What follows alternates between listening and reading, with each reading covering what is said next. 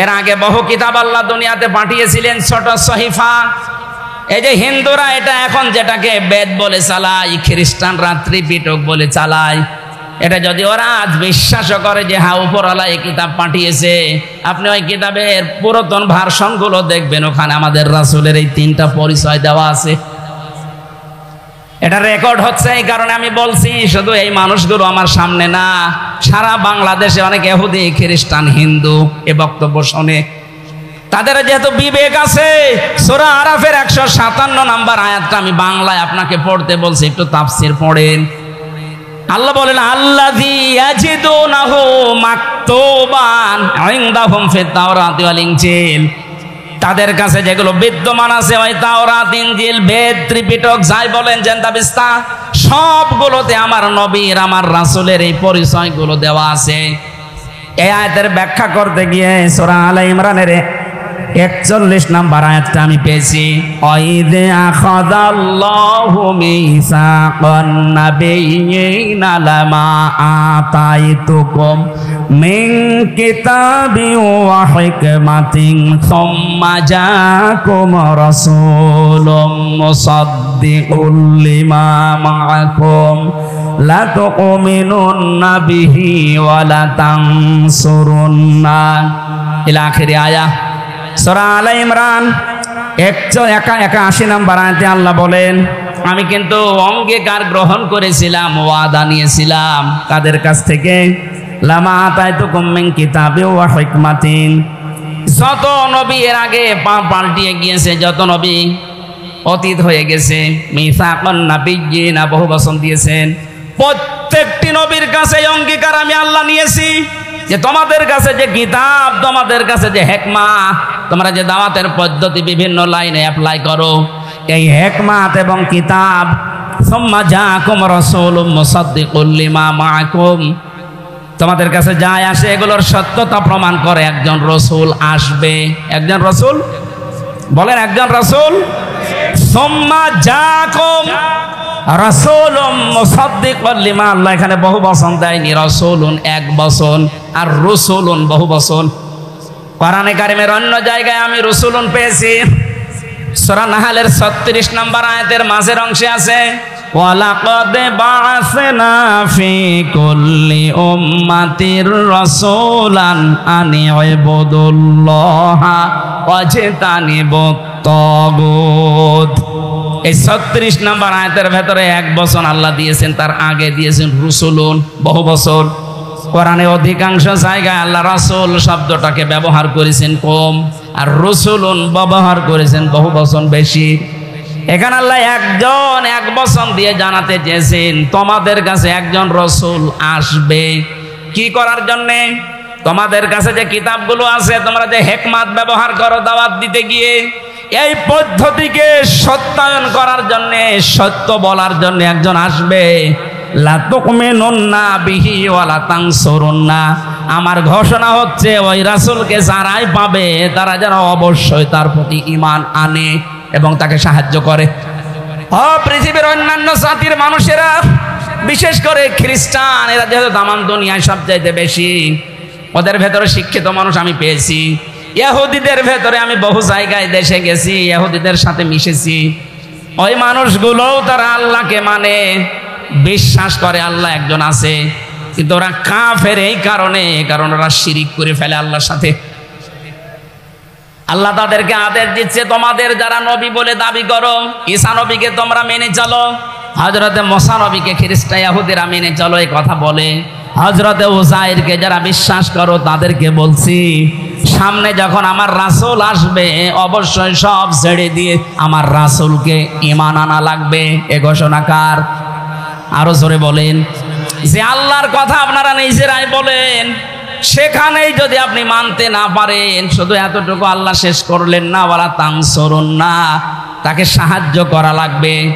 ওই জামানায় যারা ছিল, ক্বালু ক্বালা আকরারতুম ওয়া আখাযতুম আলা যালিকুম ইসরি। ওই জামানায় নবীজি নিজে এসে ওই ইহুদি খ্রিস্টানদেরকে বলেছিলেন, তোমরা কি এই আহ্বানে সাড়া দিলে? তোমরা কি স্বীকার করলে আমি রাসূল? ওই জামানায় যারা ছিল ইহুদি খ্রিস্টানদের প্রায় সব নবীদের হাতে হেঁটে বলেছিল ক্বালু আকরারনা, আমরা স্বীকার করলাম। ক্বালা ফাশহাদু ওয়া আনা মাআকুম মিনাশ শাহিদিন। বিশ্ব নবী বলেন ঠিক আছে আমি সাক্ষী থাকলাম। এ কোরআন যেহেতু কিয়ামত পর্যন্ত থাকবে, কিয়ামত পর্যন্ত আমরা সবাই সাক্ষী। তোমরা যে স্বীকার করলে, শাহাদত বাক্য পাঠ করলে, এটা আমরা সাক্ষী থাকলাম। কিয়ামতের দিন এই সাক্ষী তোমাদের হয় পক্ষে নাই বিপক্ষে ব্যবহার করা হবে। এই জন্য আপনি যদি আল্লাহ রাসূল এগুলো বিশ্বাস না করেন, আপনি নিজের কথাই নিজে কিয়ামতে ধরা খাবেন। ফামান তাওয়াল্লা বাদা যালিকা ফাউলাইকা হুমুল ফাসিকুন। রব্বুল আলামিন বলেন এরপরেও যদি কেউ ঘাড় ঘুরিয়ে অহংকার করে চলে যায়, ওই মানুষগুলো ফাসিক, দুষ্কর্মকারী। বলেন নাউজুবিল্লাহ। আমি এটা শুধু আপনাদের সামনে বলছি তা না, রেকর্ড হচ্ছে এই কারণে তামাম পৃথিবীর সব মানুষকে উদ্দেশ্য করে বলছি। এটা কিন্তু কালকে বিভিন্ন ভাষায় রূপান্তরিত হয়ে ইহুদির কাছে যাবে, খ্রিস্টানের কাছে যাবে, ওই বৌদ্ধর কাছে যাবে, হিন্দুদের কাছে যাবে। সবাইকে বলছি আপনি কোরআনে কারিমের সূরা আলে ইমরান, এটা যেহেতু অথেন্টিক এবং এটা শেষ ভার্সন, দুনিয়ায় ওগুলো আমরা অস্বীকার করি না। তাওরাত সত্য, জাবুর সত্য, ইনজিল সত্য, হ্যাঁ এগুলো সত্য, কিন্তু ওগুলো আপনাদের নিজেদের মন মতো পরিবর্তন হয়ে গেছে। আর পৃথিবীর নিয়মই হচ্ছে যে যে বিষয় লেখাপড়া করে ওর লেটেস্ট ভার্সন যেটা আছে সেটা পড়া লাগে। এখন থেকে 200 বছর আগে যে বই লেখা হয়েছিল ওই বই পড়ে যারা ডাক্তার হয়েছে, এখন যদি ওই বই পড়ে কেউ ডাক্তার হতে চায়, ওর রোগী বাঁচাবে না মেরে ফেলবে? এই কথা বলে না কেন? এখন আপনাকে পড়া লাগবে 10 দিন আগে কি লেখা হচ্ছে ওইটা অনুযায়ী, কারণ এমন এমন রোগ এখন হচ্ছে, রোগ 200 বছর আগে ছিলই না। কথা বলছেন না কেন? হাজার হাজার বছর আগে তাওরাতের দরকার ছিল, ওই সময় ওটা হেদায়াত। হাজার হাজার বছর আগে ইনজিলের দরকার ছিল, ওই সময় ওটা হেদায়াত। এখন যেহেতু ওগুলো ওল্ড হয়ে গেছে, পুরাতন হয়ে গেছে, লেটেস্ট যেটা ভার্সন এসেছে আল্লাহর পক্ষ থেকে কোরআন, এইটা যদি মেনে নেওয়া যায় তাহলে আগেরটা আমরা বিশ্বাস করি, কিন্তু ওটা আমরা মানতে পারি না। ওটা মানতে গেলে রোগী বাঁচবে না, আরো মরে যাবে। আশা করছি আমার কথা বুঝতে পেরেছেন। সবাইকে আমি আহ্বান জানাম হেদায়েতের দিকে। আমার রাসূলকে অনুসরণ করার জন্য বলছি, যার প্রথম পরিচয় রাসূল, 2 নাম্বার নবী, 3 নাম্বার তিনি উম্মি ছিলেন। আর এগুলোর প্রমাণ আপনাদের কিতাবে আছে। এই জন্য বিশ্ব নবীর দাওয়াতি কাজের প্রথম পদ্ধতি আল্লাহ শিখিয়েছেন সূরা আলে ইমরান 64 নাম্বার আয়াত, কুল ইয়া আহলাল কিতাবি তাআলাউ ইলা কালিমাতিন সাওয়াইন বাইনানা ওয়া বাইনাকুম। আল্লাহ পাক বলেন নবী আপনি ওই ইহুদি খ্রিস্টান বৌদ্ধ ওদেরকে ডাকবেন যে আসো, তোমরা যারা কিতাব পেয়েছি এই কথা বলো, আসো। এই একটা কথার দিকে আমরা সবাই ঐক্যবদ্ধ হই, যেটা তোমাদের জন্য আমাদের জন্য সমান সমান। আল্লাহ না'বুদু ইল্লাল্লাহ। প্রথম কথা এই, আল্লাহ বাদে কারো ইবাদত দুনিয়ায় চলবে না। আপনারা রাজি আছেন না? দল আমাদের আলাদা থাকতে পারে, ধর্ম আমাদের আলাদা, কিন্তু আল্লাহ বাদে আমরা কারো ইবাদত আজকে থেকে আর করব না। ওয়ালা নুশরিকা বিহি শাইআ, আল্লাহর সাথে কাউকে আমরা শরীক করব না। এটা ওদের কিতাবেও আছে, জাবরে আছে, তাওরাতে আছে, ইনজিলে আছে, কোরআনেও আছে। সুতরাং যে বিষয়গুলো মিলছে এইগুলো তো মেনে নেওয়া যায়। এটা যদি ইহুদি খ্রিস্টান বৌদ্ধদের সাথে এই ঐক্য গড়া যায় কথা কোরআনের আয়াত অনুযায়ী, বাংলাদেশে আজ ছোটখাটো বিষয় নিয়ে আজ যারা মতো পার্থক্য করে আসি তাদের ভেতরে মিল করা যায় না। এদেশে মুসলমান আমরা 96 ভাগ, হয়তো দল আমাদের আলাদা আলাদা থাকতে পারে, কিন্তু আমরা সবাই আল্লাহ বাদে কারো ইবাদত করি না, এ কথায় বিশ্বাসী। আল্লাহর সাথে আমরা শরীক করি না, এ কথায় বিশ্বাসী। এ কথা বলছে না কেন? এরপরে আল্লাহ দিয়েছেন ওয়ালা ইয়াত্তাখিযা বা'দুনা বা'দান আরবাবাম মিন দুনিল্লাহ। আল্লাহ বাদে আমরা ইলাহ হিসাবে, রব হিসাবে কাউকে আমরা গ্রহণ করছি না, করব না, এই কথায় ঐক্যবদ্ধ হও। আমাদের আসল বিষয় যখন ঠিক আছে, তখন মতনাক্য করছে কারা? আগস্টের 5 তারিখ থেকে যে 2 মাস পার হয়ে কতদিন হয়ে গেল ঠিকই চলছিল, হঠাৎ 4-5 দিনে কিছু আলেম নামে, আমি জালেমই বলবো তাদেরকে, এখন খালি ধোয়া তুলছে মওদুদিবাদ মওদুদিবাদ। কেন এই 2 মাস কোথায় ছিলেন আপনি? এতদিন তো এই ধোয়া তোলেননি। এখন ঐক্য হওয়ার জন্য উম্মত এক জায়গায় আসতেছে, আর আপনি এই ধোয়া তুলে আরো এখন পার্থক্য করে দিচ্ছেন। মানুষদেরকে এক জায়গায় করা ফরজ, মানুষ আলাদা করা হারাম। এই হারাম কাজে যারা একটা মিথ্যা ধোয়া তুলে আপনি শুরু করছেন, মওদুদিবাদ বলে কোনো বাঁধ এই দুনিয়ায় নেই। সৌদি আরবের সবচাইতে বড় আলেমদের ভেতরে একজন, আমি জেলখানায় পড়েছিলাম কিতাবটা, সালেহ আল আসাউদা। এই লোকটা এত বড় লেখক, হয়তো পরিচিতি নেই আপনাদের কাছে, বহু বড় আলেমিনী। এই লোকটা বহু কিতাব লিখেছে, তার একটা কিতাবে লিখেছেন পৃথিবীর অনেক দেশে আমরা দেখতে পাই মানুষ মওদুদিবাদ বলে খালি ধোয়া ছড়ায়, মওদুদিবাদ বলে দুনিয়ায় কোনো বাদ নেই। মওদুদি রহমতুল্লাহ আলাইহে এই পৃথিবীতে তিনি উস্তাদ নামে পরিচিত এবং আওলাদে রাসূল বিশ্ব নবীর বংশধরের একজন। বলেন সুবহানাল্লাহ। আল্লাহর এই গোলামকে মানুষ না বুঝে আন্দাজে তহমত দেয়, তার নামে মিথ্যা কথা ছড়ায়। আমি যেটা করি নাই ওইটা যদি কেউ আমার নামে বানিয়ে বলে, আল্লাহ ওই দোষ আমাকে দিয়ে করাবে। এরপর তো কাজ করছেন কার টাকা খেয়ে আমি তো জানতে পারছি না।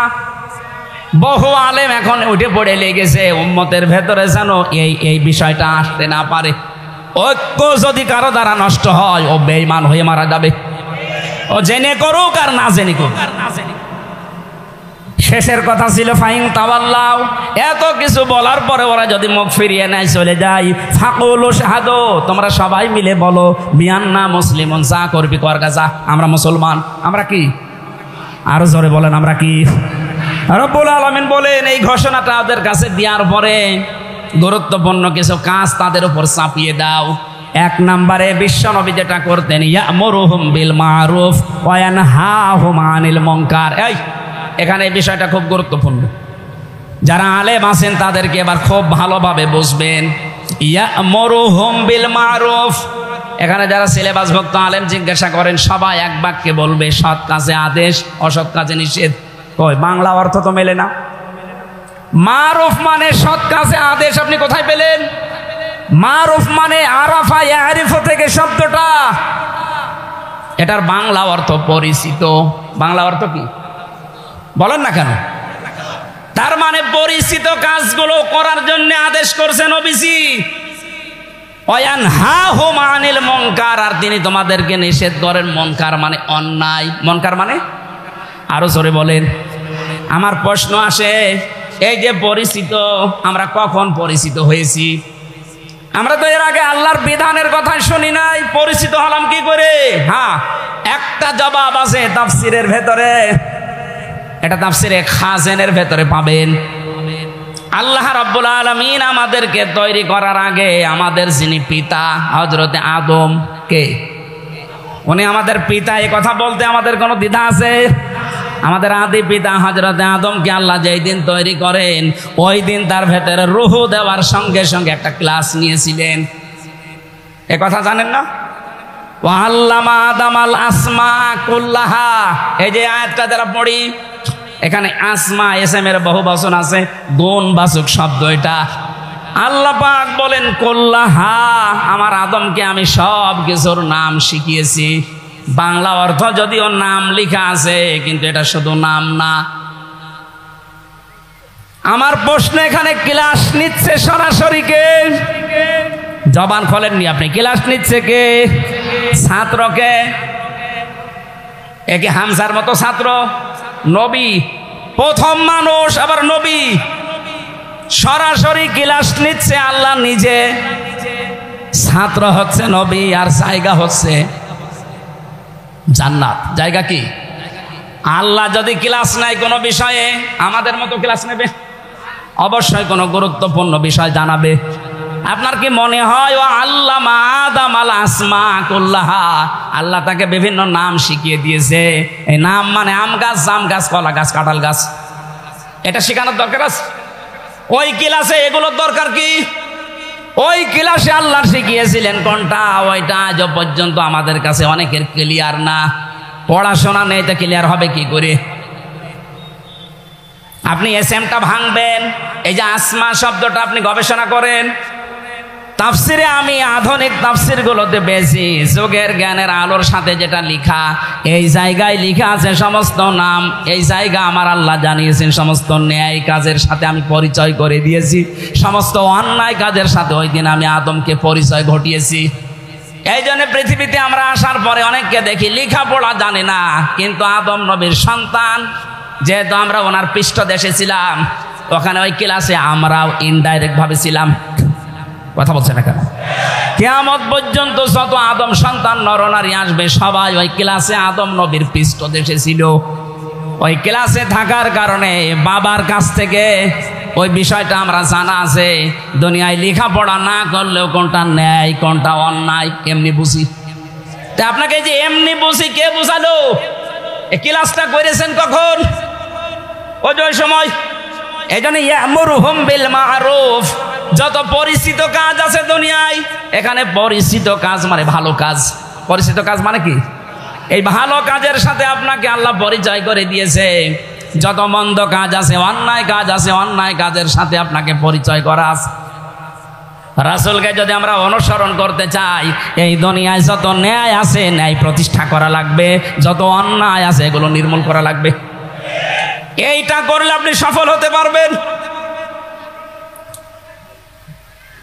এরপরে আল্লাহ জানিয়েছেন ওয়া ইউহিল্লু লাহুমুত তাইয়্যিবাতি ওয়া ইউহাররিমু আলাইহিমুল খাবাইস।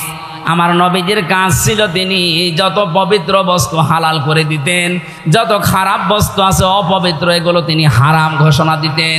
এখন পবিত্র আর অপবিত্র এই দুইটা বিষয় সামনে নিয়ে কথা বলা লাগবে। পবিত্র জিনিস তিনি হালাল করতেন কি করে? হালাল করার দায়িত্ব কার? তাহলে রসুলকে আল্লাহ বলছেন কেন যে আপনি পবিত্র জিনিস হালাল করে দেন? মুফাসসিরিন ইকরাম লিখেছেন এই পৃথিবীতে যত হালাল আছে হারাম আছে শুধু আল্লাহ নিজেই করেননি, আমার রাসূলকে আল্লাহ শারিআ বানিয়ে দিয়েছেন। তিনি শরীয়ত প্রণেতা, তিনি হালাল বললে হা, হারাম বললে তামাম দুনিয়ার জন্য না হয়ে যেত। জোরে বলেন সুবহানাল্লাহ। বিশ্বনবী